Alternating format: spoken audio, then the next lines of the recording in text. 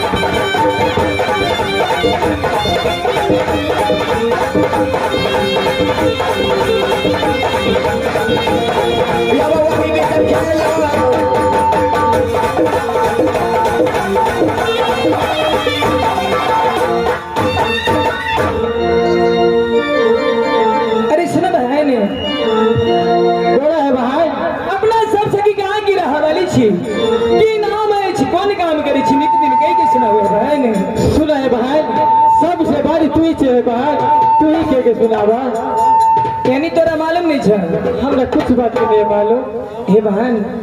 बोला अपना सब सखी के यानी कहाँ के रहवाली छी की नाम है छी नित दिन काम कोन करी छी से कही के सुना बहन सुना बहन अरे चारों पांच सखी तोरा किछो ने बतोला। हे बहन एक सबकी कुछ मालूम नहीं। अरे जब एकरा सबके नहीं मालूम तो हमरो कोनो बात के मालूम नहीं है बहन। यानी तोरो मालूम नहीं छे हमरो नहीं मालूम।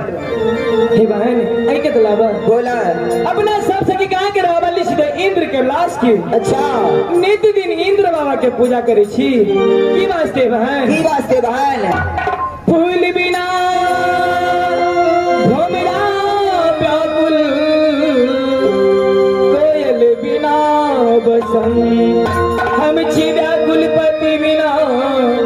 जानत है भगवान जिया बिनु दे हलदी बिनु बारी वैसे ही नाथ पुरुष बिनु नारी। हे बहन बोला अपने सब सखी यानी नित दिन पूजा करी छी की वास्ते कि सुंदर घर दे और सुंदर वर दिए गए टुनकी वाली ई घर तो घर पर के होय छै गाय आगे तोरा मालूम न छै जे घर बर केकरा कहै छै मालूम हम तोरे पुछतिया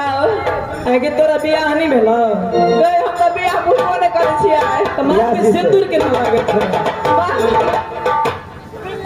हमरा लगे उमेशवा से बियाह भेला मैं टुनकी वाला मोछला के बियाह करता हे बहन कियो उमेश बउआ नित दिन बाबा इंद्र के पूजा करे छी 12 बजे सीख देब उतने जल्दी चल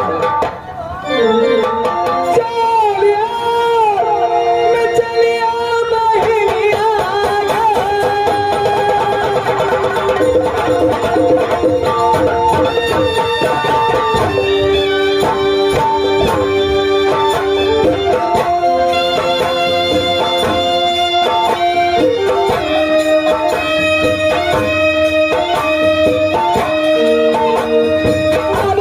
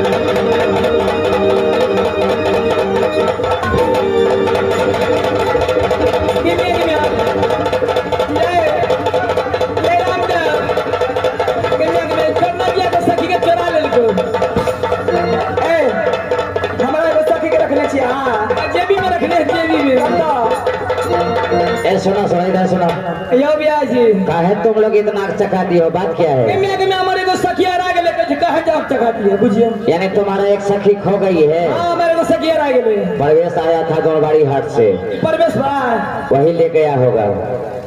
सुन कहे छियो की कौन सखी नहीं मिले हो में? आई में छोटकी नहीं मिले है, यानी छोटकी से और निकली है ओ, से यानी छोटके गोड़िया रहने। हां सुन कहे चौतैया ना की ई छोड़ी थाई के गेलो, आही जब बैठ गेलो आगे तू गर्मी लगल छ जे पंखा डोलबे छ आगे थाई गेली गए कब जा छी गए गए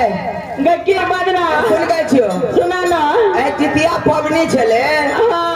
तो तोरा बरेल गांव में नहीं छले माछ लबे वाला। गए कब जा छी पहले हमर जे कह छ तकर जवाब दे। की बाजना बरेल गांव में नहीं छले कोई माछ लबे वाला तितिया पाबन में? गए मैं मुखिया जी कहे छले योगेंद्र बाबा जी के नहीं नहीं तोरा मुखिया जी पसंद नहीं भेला, ई बूढ़े पसंद भेला। गए कब जा छी हे बहन बोला से ने तो नित्य दिन अपना सब सखी यानी इंद्रासन में बाबा इंद्र की पूजा करे छी। गए हमने जो बाबा तावाला गए सुन गए कहलिए ने हम जो बाबा तावाला गए बाबा के पूजा करबी तो नीक दुल्हा मिलतो आ नहीं करते बाबा के पूजा तो की नैरा दुल्हा मिलता है। तावा के ने छे तावा बाबा त हेबो करे छे तो कहे छोड़ने जो बाबा तावाला सुनना हे की हे भाई बाबा के पूजा के लिए देखे छी नीक दुल्हा मिलतो जो मोटरसाइकिल पर चढ़ के जेबी गए हमने जेबो सुनना कथी कहै छियो की एलिए रे बरल चौक पर तेते ईटावा गलहा प्यार फूल गेल हमरा अपने सेवा कर दे तब जो बाबा ला है कि तोरा पहले सेवा कर दियो। हां चली गुरवाले के कहने चली चली गुरवाली पहले एकरा सेवा कर त हां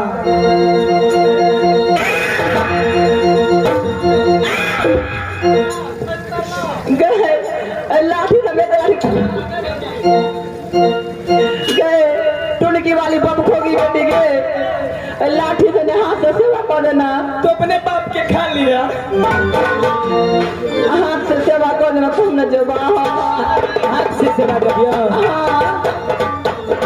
जल्दी से चलियो है बहिना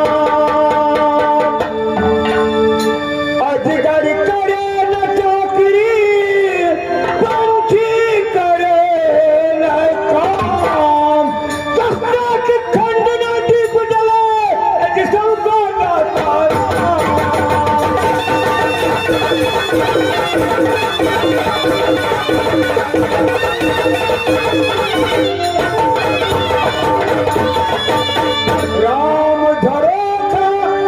इसके सबसे मजराले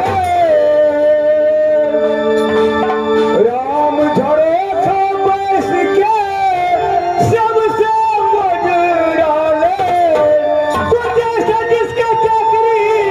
एक वैसा उसका हो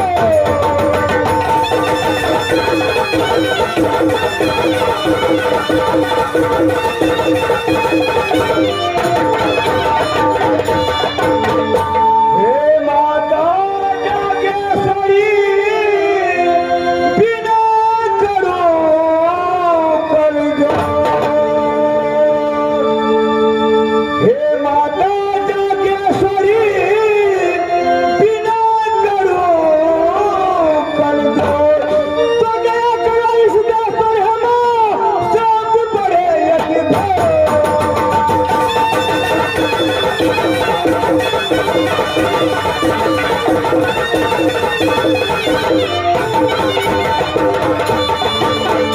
नाम सुमुर के तेरे हे जगदम्बा नाटक करो तैयार नाम सुमिर के तेरे हे माता नाटक करो तैयार तो जंगली बादशाह के नाम से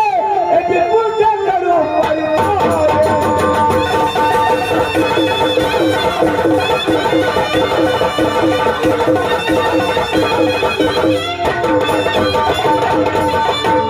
इंद्रपुर से आकर दुर्गा लगाई है ये माता इंद्रपुर से आकर दुर्गा लगाई है ये माता तो आज की रात दिखाऊंगा दोस्तों जगदम्बपुर का खेल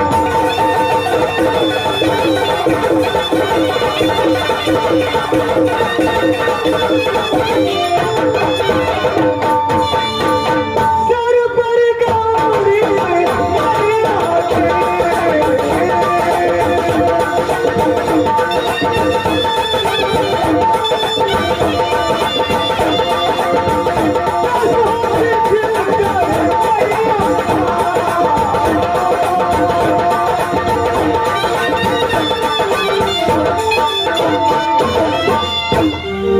जी हाँ दोस्तों माता एवं बहनों प्यारे भाइयों आज की रात हमारी खेल में रखा है कि नयन कुमारी हरण यानी जादमपुर का लड़ाई प्यारे भाइयों माता एवं बहनों नयन कुमारी हरण जादमपुर का लड़ाई हमारी कंपनी ने आज की रात खेल रखा है अगर हमारे तमाम कलाकारों और इस बालक से अगर कोई तरह की गलतियां हो जाए तो उस पर ना ध्यान देते हुए जो तुर्की भाषा में हम लोग मैथिली नाच खेल रहे हैं उसको कृपया शांत बनाकर सुनने और समझने की कष्ट करेंगे पहले एक बार आप लोग जयकार की नारा लगा देने की कष्ट करेंगे प्रेम से बोलिए जितवाहन बाबा की नागराजी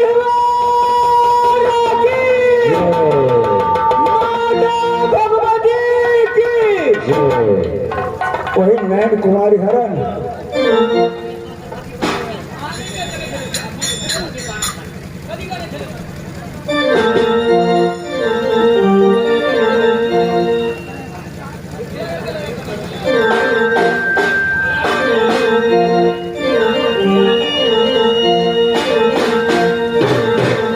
प्यारे भाइयों क्षमा करेंगे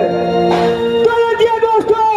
आज की रात आप लोग की सेवा में प्रस्तुत है हमारी कंपनी करने जा रही है हीरा गढ़काल हीरा गढ़काल हीरा गढ़काल प्यारे भाइयों अगर कोई तरह की गलतियां घटी हो तो उस पर ध्यान न देते हुए जो त्रुटि भाषा हम लोग खेल रहे हैं कृपया शांति बनाने की कष्ट करेंगे या भयो ये तबे यैया रजिया हो अपनी रे कबे ना हो भैया कबे याद याद है।